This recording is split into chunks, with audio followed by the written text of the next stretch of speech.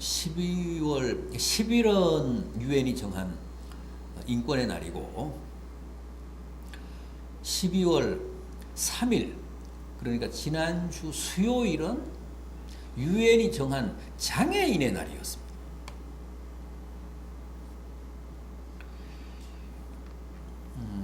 그래서 이 시간은 장애에 관한 주님이 장애인을 고치신 사건을 함께 생각해 보도록 하겠습니다. 여러분 누가 어떤 사람이 장애인일까요?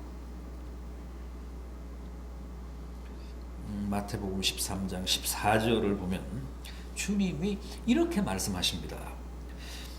너희는 듣기는 들어도 깨닫지 못하고 보기는 보아도 알지 못하는도다. 그러니까 진정한 장애인이 어떤 사람이냐? 멀쩡하게 들으면서도 깨닫지 못하고 보면서도 알지 못하는 자. 그 사람들이야말로 진정한 장애인이라는 거죠.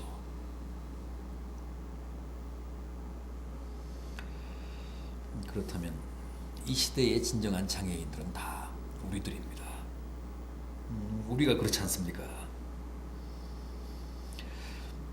듣기는 듣지만 깨닫지 못하고 보기는 보지만 알지 못하는 장애인들.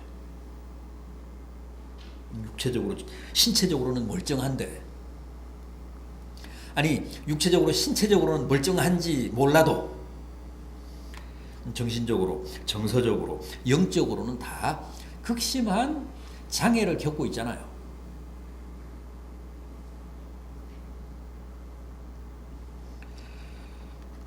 자 그렇다면 오늘 본문에 등장하는 장애인, 귀먹고 말 더듬는 장애인. 주님이 갈릴리 호숫가에서 이 귀먹고 말 더듬는 장애인을 고쳐주셨는데 이 사건을 통해서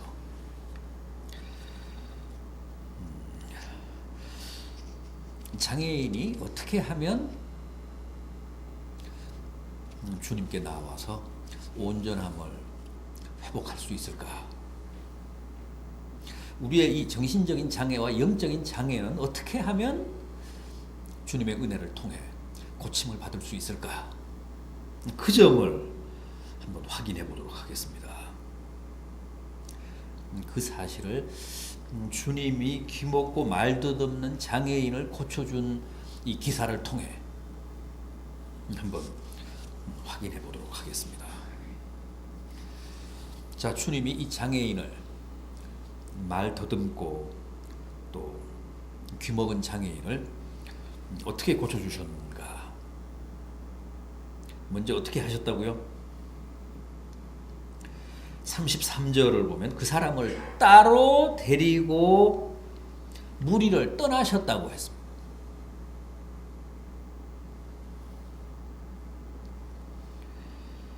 주님이 그 장애인을 별도로 불러서 한적한 곳으로 데리고 가셨다는 겁니다. 지극히 개인적으로 사적으로 그 장애인을 만나셨다는 겁니다.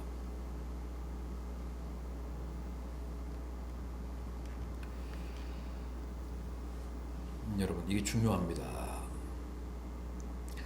우리도 우리의 장애를 고치려면 반드시 주님을 개인적으로 만나야 합니다. 주님을 따로 뵈야 합니다. 주님은 늘 우리를 따로 만나시기를 원하십니다.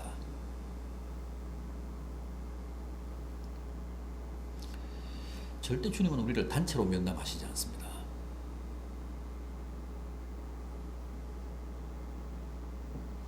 우리가 다 이렇게 같은 시간에 같은 장소에 있을지라도 주님은 이 시간도 우리를 다 따로따로 상대해 주십니다. 따로따로 만나시기를 바라십니다. 그런데 정작 우리는 어떻죠? 따로 만나는 걸 원치 않습니다. 항상 주님을 적당히 단체로 만나려고 합니다. 이게 문제입니다.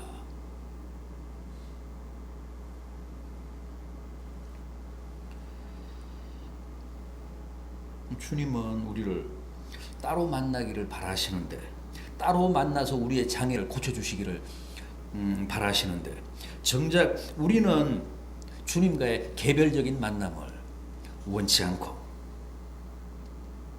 항상 주님을 단체로 적당히 만나려고 합니다. 다른 사람들 사이에 섞여서 단체 면담을 하고 적당히 돌아가려고 합니다.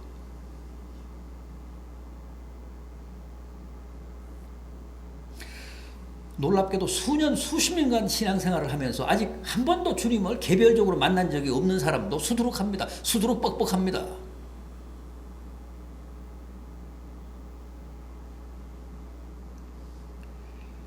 사람들 사이에 섞여서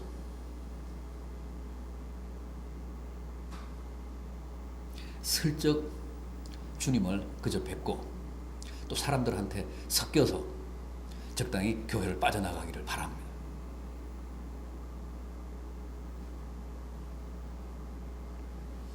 그러니까 전부가 구경꾼이지 주님을 주관적으로, 주님을 주체적으로, 주님을 개인적으로, 주님을 사적으로 만나고 기쁨을 안고 치유를 받고 돌아가는 사람들은 드물다는 겁니다. 그게 이 시대 성도들의 비극입니다. 큰 교회에 사람들이 많이 모이는 것도 바로 그겁니다. 단체로 주님을 뵙고 그냥 적당히 돌아가려고 하는 거.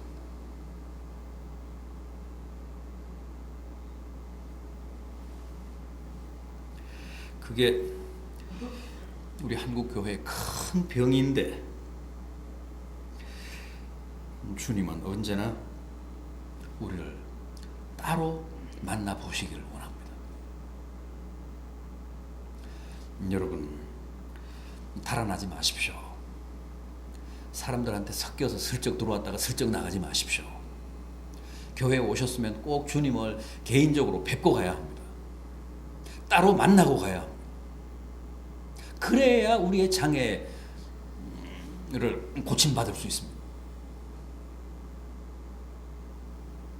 보십시오. 많은 사람들이 장애인을 데리고 왔습니다. 그런데 주님은 어떻게 하셨다고요? 그 장애인을 따로 데리고 그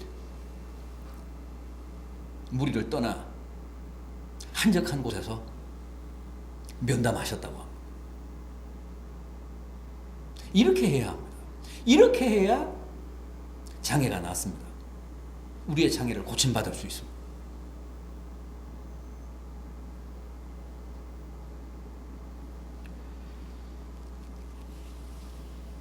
다음은 어떻게 하셨다고 합니까? 주님이 이상한 짓을 하십니다. 33절 하반절을 보십시오. 한적한 곳에 이 장애인을 데리고 가셔서 손가락을 그의 양 귀에 넣고 또 뭐 침을 뱉어서 어쨌든 손을 그 장애인의 혀 끝에 댑니다.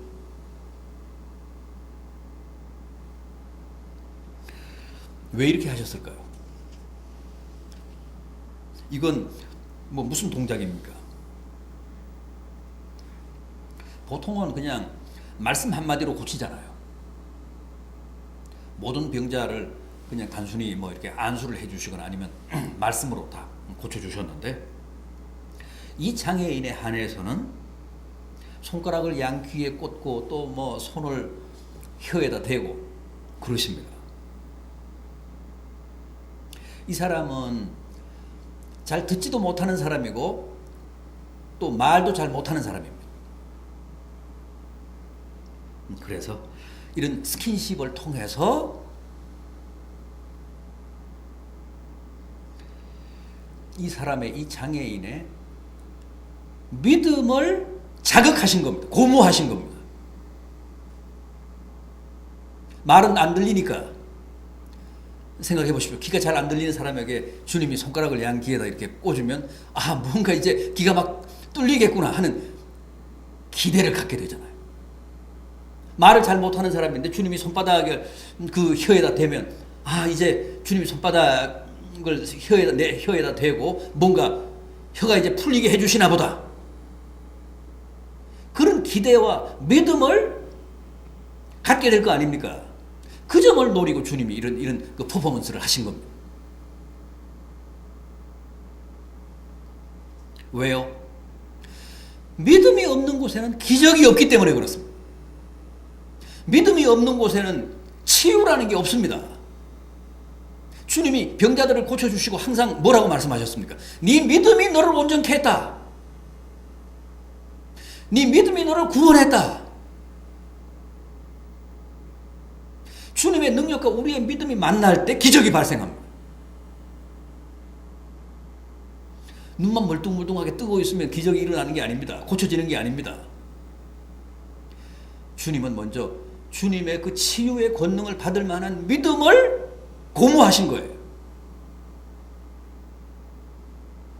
그래서 이렇게 이상한 행동을 하신 겁니다. 귀에다 손가락을 놓고 혀에다 손을 대시고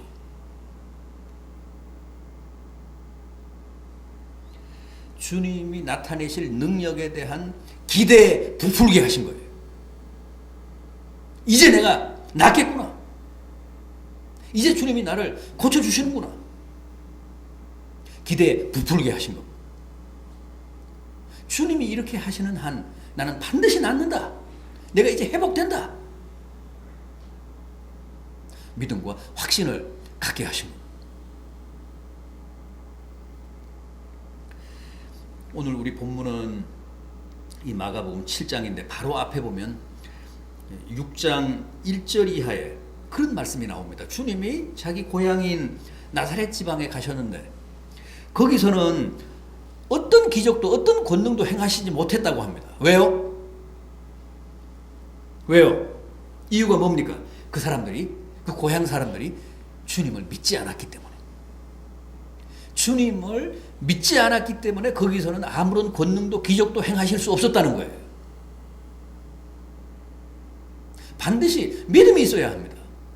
주님의 구원에 대한 간절한 열망이 있어야 합니다. 기대가 있어야 합니다. 그래야 주님이 충족시켜 주십니다. 그 기대에 부응하십니다. 그 믿음에 대한 응답으로 기적을 나타내시고 치유의 권능을 베푸십니다. 그래서 믿음을 갖게 하기 위해 주님의 권능에 대한 기대를 갖게 하기 위해 그 장애인의 양귀에 손을 넣으시고 혀끝에 손을 대셨습니다. 그래서 정말 우리가 장애를 고침받기를 바란다면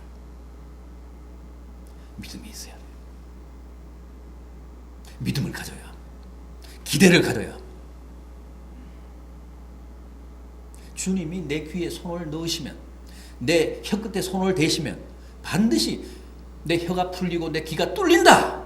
그래서 듣고 말할 수 있다라는 그런 확신을 가져야 돼요. 그런 확신이 있는 곳에, 그런 믿음이 있는 곳에, 그런 기대가 있는 곳에 기적이 일어납니다. 치유의 권능이 나타납니다.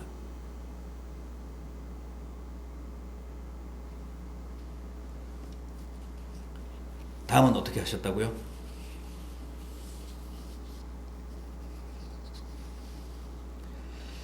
주님이 하늘을 우러러 기도하셨습니다. 34절 상반절 보십시오. 하늘을 우러러 탄식하시며.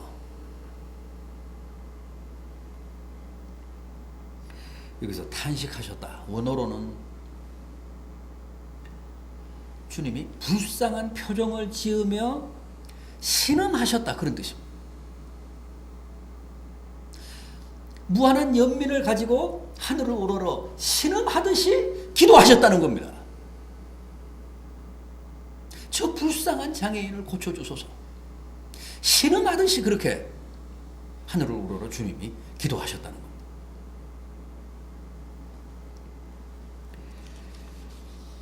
여러분, 주님은 언제나 우리를 위해 그렇게 기도하십니다.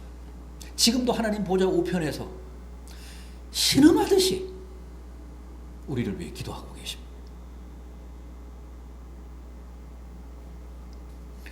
우리의 사정이 너무 딱해서, 우리의 정신적인 장애, 정서적인 장애, 영적인 장애가 너무 불쌍해서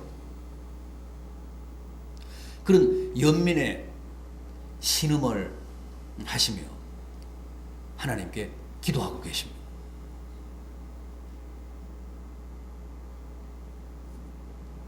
어디 그뿐입니까? 로마서 8장을 보면 성령님도 우리의 연약함을 위해 말할 수 없는 탄식으로 하나님께 기도하고 계신다 그랬죠. 우리는 빌바를 모르지만 하나님의 마음을 가장 꿰뚫어 보고 계시는 성령님은 지금도 우리를 위해 말할 수 없는 탄식으로 우리를 위한 정확한 기도를 바치고 계신다고 했습니다. 그래서 사실은 우리는 절대 장애인으로 살아갈 수가 없는 사람들입니다. 보십시오. 주님도 하나님 보좌 우편에서 신음하듯이 우리의 온전함을 위해 기도하고 계시고, 성령님도 우리 안에서 말할 수 없는 탄식으로 우리를 위해 기도하고 계시기 때문에 사실 우리는 이미 모든 장애를 이긴 사람들입니다.